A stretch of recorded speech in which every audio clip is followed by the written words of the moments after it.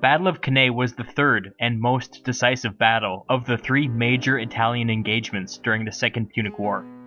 This single event redefined Roman strategy for a generation, and has fascinated generals ever since.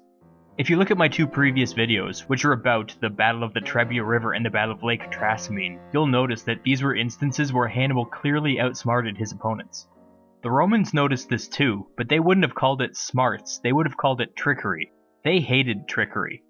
To the Romans, the ideal battle took place on a flat surface with no obstacles around, where two armies could just come straight at each other and go at it. They had reason to feel this way. They had some of the best heavy infantry in the known world. To them, it was all about the strength and grit of head-to-head fighting. After losing two entire armies in what the Romans would have considered an unfair fight, they were determined to force a battle on their terms. In order to make this battle truly decisive, each consul was given two standard-sized armies. These four combined armies totaled an unprecedented 86,000 men. Just like we've seen before, they were mostly heavy infantry, with only 6,400 cavalry. As the Romans marched south to meet Hannibal, they deliberately kept to flat, open land. They knew that they had the numerical advantage, and didn't want to get sucked into another one of Hannibal's tricks. Hannibal's casualties from the previous battle had replaced themselves yet again, with new Gallic allies coming over to his side after his victory. Gauls now made up a third of his army. In total, he had 50,000 men, consisting of 40,000 infantry and 10,000 cavalry. Going into the battle, Rome's strategy was pretty straightforward.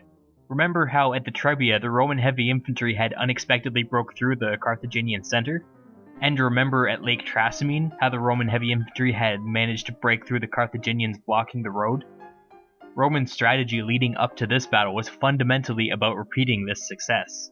Their plan was to break through the center of the Carthaginian line, and then overpower the two halves of the Carthaginian army with their superior numbers. To this end, Rome invested heavily in the center of their line. This had the added bonus of limiting their exposure to the elite Carthaginian cavalry who would be attacking on the wings. This plan isn't rocket science or anything, but you have to admit, based on past experience, it does make some sense. The only obvious alternative to this strategy would have been to have the Romans use their superior numbers to widen the line beyond the point where the Carthaginians could match them. Then they could have focused on the Carthaginian wings rather than on the center. This is a much more conventional strategy, but the only problem with it is that it leaves the infantry on the wings extremely exposed. So instead, they decided to attack up the center. Finally, they were thinking ahead, trying to mitigate the enemy cavalry. In order to fit even more men in the center of their line, the Romans formed up in large, narrow columns. Their cavalry was on the wings as usual, but their only job was to shield the infantry. The infantry on the wings' only job was to shield the infantry in the center. According to the plan, the center was where the battle would either be won or lost. The Carthaginian strategy going into the battle was eerily the opposite of the Roman one. Hannibal wanted to have a very thin center, with his elite African and Spanish infantry stacked deep on the wings. You'll see why in a minute. The Romans and the Carthaginians now formed up. The Romans left 10,000 of their 86,000 men to guard their camp, with the intent of launching a huge raid against the Carthaginian camp once the battle started. It seems to me to be a little overconfident to leave so many men behind, but their thinking was that the Carthaginians were pretty poorly supplied, which meant that a well-placed raid could potentially weaken them beyond their ability to fight. Again, it seems overconfident, but at least they're thinking ahead. So, the remaining 76,000 Romans deployed in the formation I described earlier, with a river on their right. The Carthaginians deployed opposite them. Immediately, the Carthaginian cavalry charged the Romans hard on the right flank. The Roman cavalry was significantly outnumbered and outclassed, and received absolutely no support from the nearby infantry. It was a mess. Apparently somebody mistakenly gave the order to dismount just as the cavalry were charging in, leaving everybody totally unprepared to fight. In a matter of minutes, the Roman cavalry on the right were killed or driven off. One of the consuls may have been killed in this initial clash. It was a terrible way to start the battle. It's worth noting here that the consuls were commanding from the cavalry on the wings, and not from a central location behind the infantry.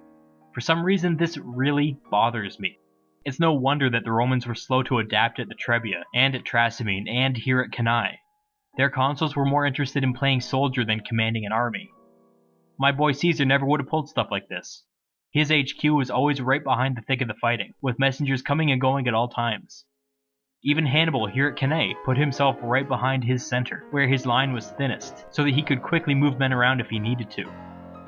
According to their own plan, the Roman heavy infantry in the center were key to winning this battle. At least one consul should have been with them. It's idiocy, if you ask me. Anyway, the Roman horse on the right were in disarray.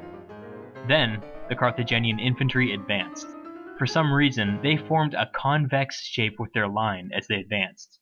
This could have been a mistake, but it also could have been a way to exaggerate the weakness of their center. In other words, they could have been offering up an enticing target. While this was happening, the cavalry on the Roman left were playing cat and mouse with the Carthaginian cavalry. The Carthaginians kept on charging and retreating and charging and retreating, and neither side really wanted to fight. As the infantry from both armies finally met, the Romans set to work. Their heavy infantry in the center hit hard and began to push the enemy back. However, the Romans didn't know this, but Hannibal had ordered his center to deliberately give ground as needed. The Romans thought they were making progress, when actually they were walking right into a trap. At this point, the Carthaginians near the river had finally finished with the last of their opponents. They turned and charged all the way across the field to help their buddies on the other side. The Romans on this side were now outnumbered 3 or 4 to 1, and made a hasty retreat.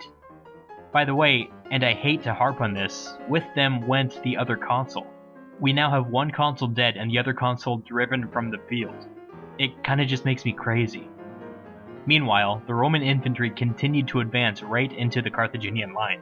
The center continued to slowly fall back as the wings held strong. Once the entire Roman line was fully committed, the Carthaginian infantry on the wings suddenly pivoted and charged inward. Simultaneously, the Carthaginian cavalry, free from any opposition, charged the Roman rear. You see this? It's a disaster. The Romans were now being squeezed from all directions and lost all cohesion. The army was now just a confused mess of humanity, pressed shoulder to shoulder with no room to fight. Now the battle was more like a mass execution. Of the 86,000 Romans, only 3,400 would escape. The 10,000 men left behind at the Roman camp would be captured, and everybody else would be killed. The Carthaginians, on the other hand, lost only 8,000 total. If you're into kill-death ratios, that's 10 to 1. I cannot overstate how significant this loss was. It should have brought the state to its knees. There are estimates that Rome lost 20% of its adult male population on that day.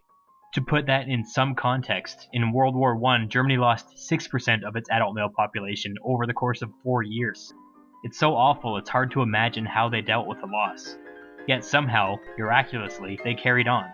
Even more miraculously, after 13 long, hard years, Rome would actually win the war.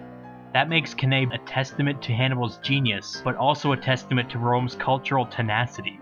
There are very few states in world history that would have continued to demand unconditional surrender after such a loss. Cannae also speaks to the limits of military power. Even after so many victories, Carthage couldn't project enough power to occupy captured territory or to take the Roman capital. In that respect, so long as his state didn't back him up, there was a limit to what Hannibal could accomplish.